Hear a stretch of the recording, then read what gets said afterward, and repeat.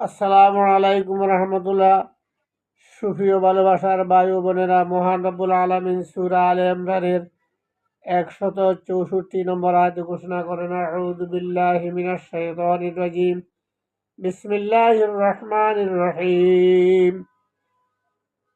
লাকাদ মান্নাল্লাহু আলাল মুমিনিনা ইয বা'আসা ফীহিম রাসূলাম মিন আনফুসিহিম ইয়াতলু আলাইহিম আয়াতিহি ওয়া ইউযাক্কিহিম ওয়া ইউআল্লিমুহুমুল কিতাবা ওয়াল হিকমা ওয়া ইন কানূ মিন ক্বাবলু লাফী দালালিম মুবিন। প্রকৃতপক্ষে ঈমানদার লোকদের প্রতি আল্লাহ এই বিরাট অনুগ্রহ করেছেন যে তাদেরই মধ্যে হতে একজন নবী বানিয়েছেন যে তাদেরকে আল্লাহর আয়াত শোনান, তাদের জীবনকে তেলে তৈরি করেন এবং তাদেরকে কিতাব ও জ্ঞান বিজ্ঞান শিক্ষা দান করেন। অথচ ইতিপূর্বে এসব লোকই সুস্পষ্ট বিভ্রান্তিতে নিমজ্জিত ছিল।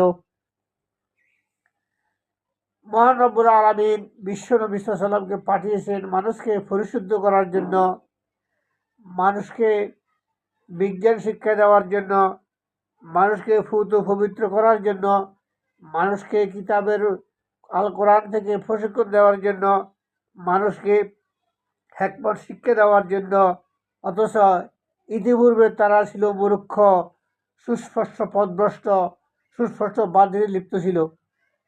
আল্লাহ আমাদেরকে এই কোরআনের অমেয় বাণী শিখে কোরআন অনুযায়ী আমল করে নিজের জীবনকে গঠন করার, পরিশুদ্ধ করার আল্লাহ আমাদেরকে তৌফিক দান করুন। আল্লাহ হাফেজ, ফি আমানিল্লাহ। আসসালামু আলাইকুম ওয়া রাহমাতুল্লাহ।